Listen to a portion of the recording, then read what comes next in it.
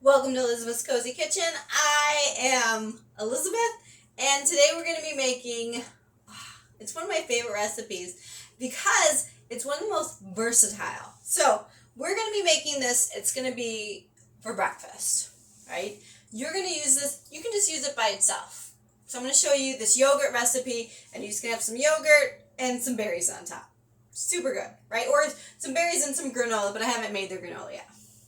Super, super easy, super good. And then you can use it to make some chia pudding if you like. So you mix it with some chia and you have chia pudding. Or, farther down in the week, we're going to learn how to make crepes. It's like apples and flax seeds and dehydrated magic. And then I use this yogurt in my crepes as like the cream filling, and then add some fruit. Like one thing I used to do all the time, especially when I was in a rush, and you just do a little bit of it. It's not a lot. I would take the crepe, put a whole banana in it, sprinkle some of the yogurt across it, and roll it up and run out the door. Like a to-go breakfast fruit burrito. So that's really also simple as well. So first, let's get started. So if you remember, we made some coconut kefir. At least I made some coconut kefir. I just need about 1 cup of it. If you do not have coconut kefir, then, sorry, no. If you do not have coconut kefir, you can use almond milk and open up a couple probiotic. This one, the probiotic, has been feeding off the sugar from the coconut meat for a while, so it actually, sometimes it gets kind of sour. It hasn't gotten there yet. So it's been eating off that. So I need to replenish this because there's only a cup left. So this coconut water is going to go back in here.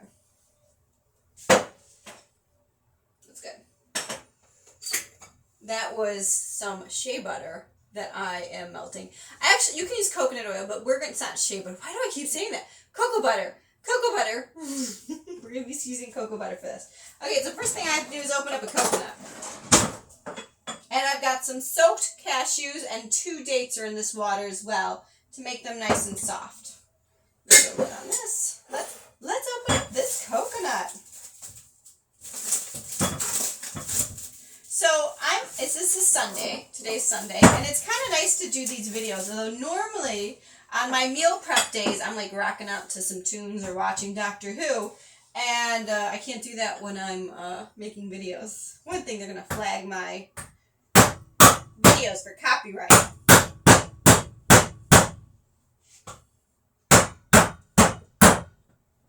Okay. Oh, that sounds like it made it through. So I do not know the brand of this. I'm so sorry. This is my Cocoa Jack imitator. Use this little guy here, and I'm actually going to go ahead and put this water directly into. It's going to be messy though. I'm going to lose some. Please don't lose much. That wasn't bad. Only like a tablespoon. And now this can sit out. And the bacteria has brand new sugar to eat through, and it will consume that, and I also can use that for some cashew cheese and then my next batch. But what I really want is a towel for that tablespoon of coconut water. And meat of this coconut. So the coconut itself is very sweet. I think it's what allows you to not really need too much sugar. The recipe only has 2 dates. I've actually made it without it, but it adds a little bit of sweetness. And keep in mind, because this is a yogurt, the bacteria is going to start to eat up through those sugars as well. I also find that because of the yogurt consistency, the bacteria will help it last longer, so it doesn't go bad so quickly. It's like a preservative. Like fermenting can be preservative. That's the reason they would make kimchi and bury it in the earth. I'm really working hard for this coconut meat, aren't I? But it's so delicious.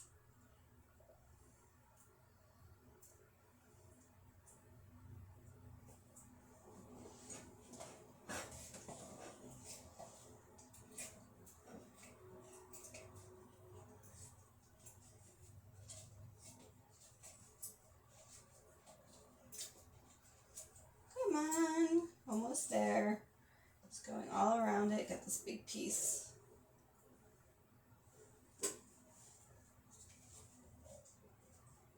They actually have special spatulas for doing this as well.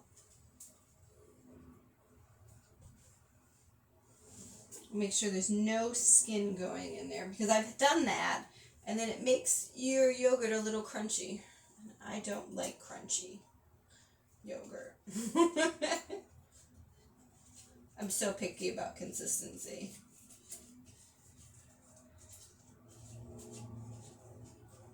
Okay, looks like I got it all.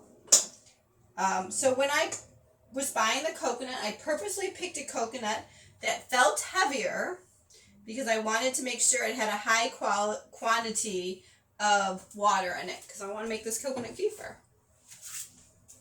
Okay, so now I have 1 cup of cashews and 2 dates that we're soaking. Just going to drain those guys real quick. Put those in the blender. And then I need to clean up my workspace.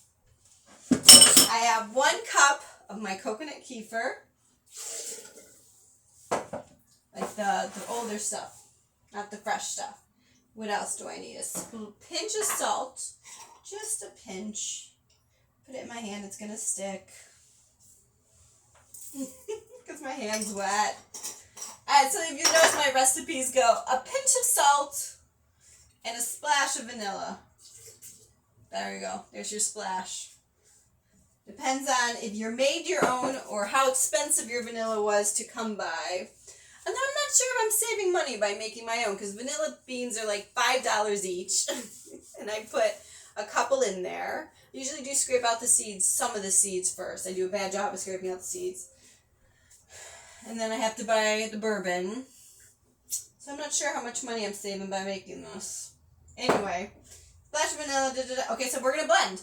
There's one more ingredient, which is the cocoa butter or coconut oil. But first, I want to blend.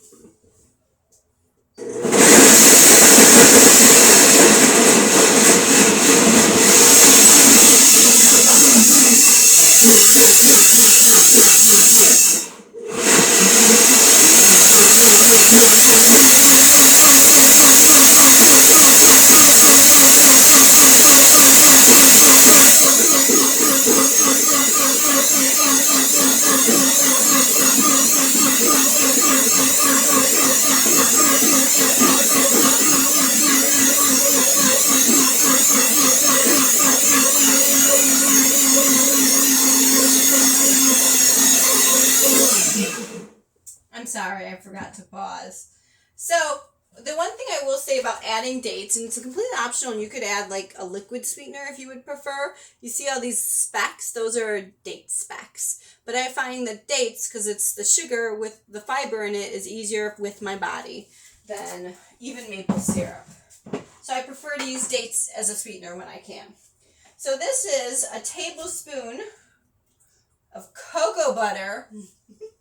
And I'm just going to blend for just a little bit. And that's to just kind of thicken it just a little bit. It's completely optional. You can totally skip this.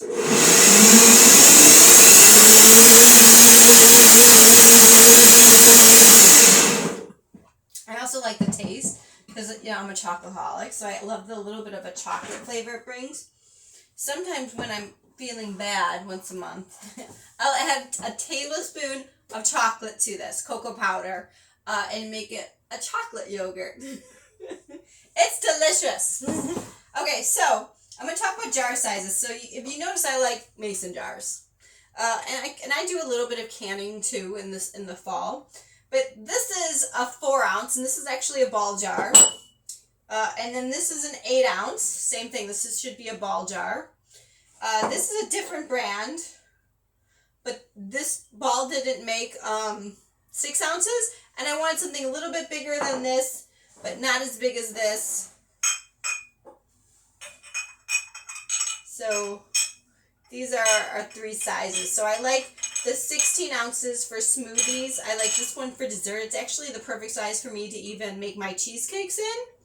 If I felt like cleaning that many jars. So I do the silicone cupcake things, but I've done them in this as well. So I'm going to put a little bit in here. I'm going to fill it about halfway because I want room for the other ingredients. And then I'm actually going to put the rest in this tall one for the other recipes that we have coming up, including, I want to make sure I have some for not just the chia pudding, but for my crepes. And actually what I think I'm going to do, I'm going to put ones in here simply because the chia pudding that we're going to do next is 50-50 of this and the chia mush that we're going to make. So I'll just put the 50-50 part in this jar now and I can stir it in the jar.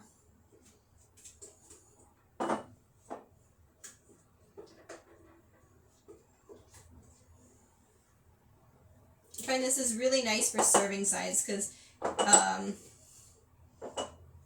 even if it's raw, you don't get to, it's a lot to eat the whole batch, at least for me.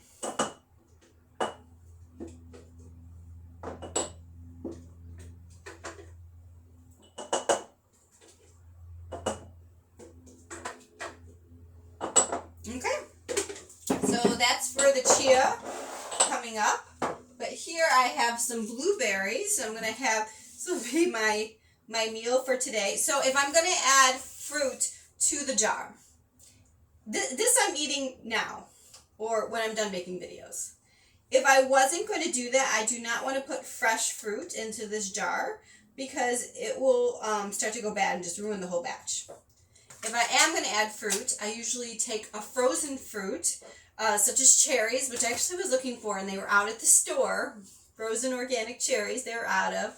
And I thaw them, and then I usually like them at the bottom, because it reminds me of fruit on the bottom. But here we go. Some fresh homemade yogurt with blueberries on top, and you could do less blueberries and a little bit of granola if you want, but you can see why I want just a little bit more for the topper. Otherwise I'd have to like put it in a bowl and then clean the bowl. So where are my lids? I'll go ahead and put a lid on this guy, and I'll have this a little bit later. Super easy. Like I said, you're going to be using this recipe. I'll even put a lid on this guy. You're going to be using this recipe in 2 other breakfast recipes. So it's really crucial. So usually when I'm choosing which recipes to make on my meal planning day and my meal planning day to make all the raw stuff for the week, it only takes about 2 hours to kind of be like, okay, I'm going to pick one dessert and 1 or 2 breakfast items, and or it's like something like this, which is good for like 3 different breakfast items. And then like I always put together cashew cheese and a cracker and an almond milk, and then figuring out what I want to do for lunch all week, and then do, or technically my dinners, and do like usually I pick a salad and then like a sandwich option, or a more complicated option. So it only takes me about 2 hours. You can see these recipes are 15 minutes each. So I can make 8 recipes in 2 hours and then spend like an hour cleaning up, So anyway, so that is all about this week, that we're going to get started on some delicious, delicious breakfast recipes. This is the core recipe that we need in a couple other ones. So make it, and I hope you love it as much as I do. Until next time, mangia fresca.